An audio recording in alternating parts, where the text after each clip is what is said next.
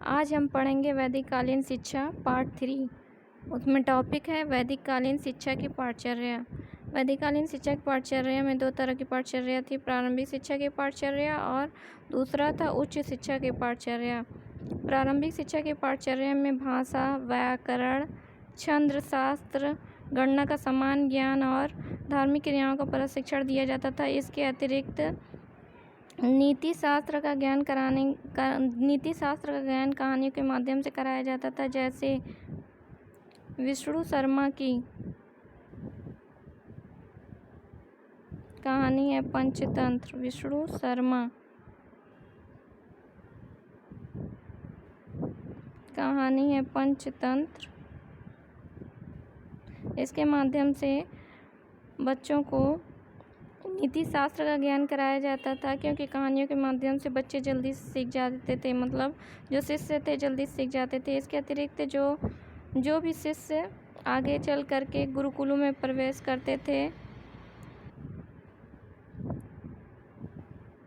या उच्च शिक्षा लेना होता था, गुरुकुलों में जा कर के उन शिष्यों को संस्कृत भाषा का ज्ञान और व्याकरण का ज्ञान ज़्यादा ध्यान दिया जाता था।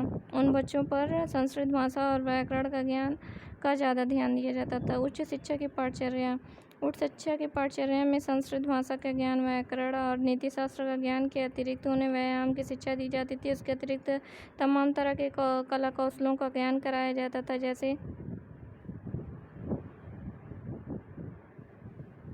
सैनिक शिक्षा दी जाती थी, कृषि की शिक्षा दी जाती थी, पशुपालन आदि कला कौशल का ज्ञान कराया जाता था। इसमें सैनिक शिक्षा का प्रशिक्षण दिया जाता था, कृषि का प्रशिक्षण दिया जाता था और पशुपालन का प्रशिक्षण दिया जाता था।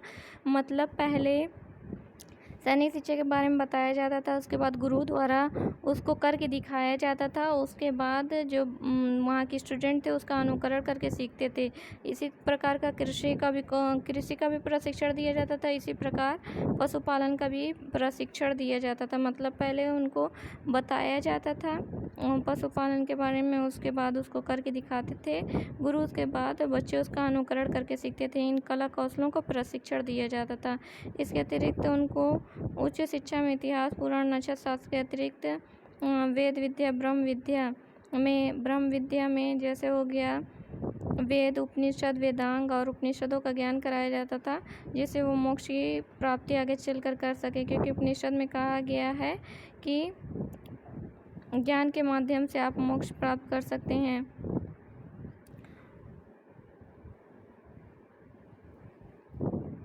वैदिक कालीन शिक्षा की पाठचर्या को उसकी प्रकृति के अनुसार भी दो भागों में बांटा गया है।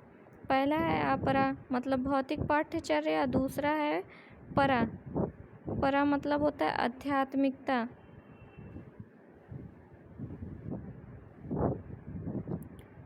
परा मतलब होता है भौतिक पाठचर्या और अपरा का मतलब होता है, इसमें आ लगा है, अपरा का मतलब होता है भौतिक इस जीवन संबंधी पाठचर्या।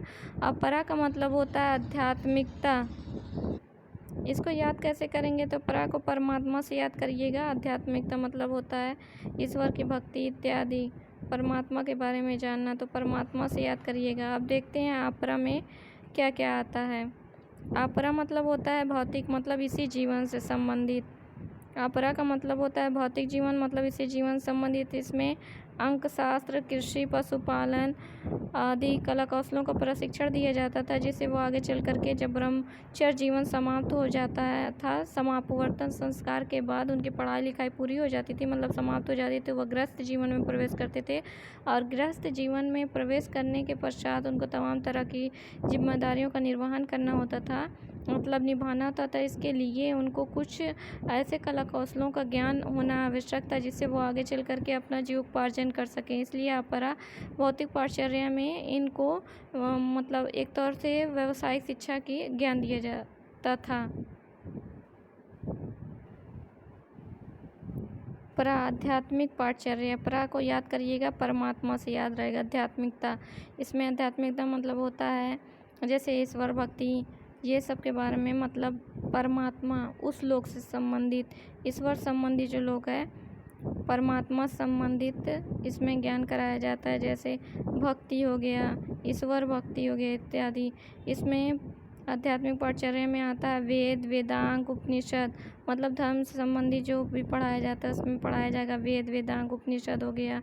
और उपनिषद में कहा गया है कि ज्ञान के माध्यम से हम मोक्ष प्राप्त कर सकते हैं, तो इन सब का ज्ञान कराया जाता है जिससे वो आगे चल कर के मोक्ष प्राप्त कर सके। उसके अलावा ईश्वर भक्ति का ज्ञान कराया जाता है। इन सब क्रियाओं का, ईश्वर भक्ति हो गया, वेद वेदांग, इन सब का प्रशिक्षण दिया जाता था। तो इस तरह हमने आज वैदिक कालीन शिक्षा की पाठचर्या को देखा है।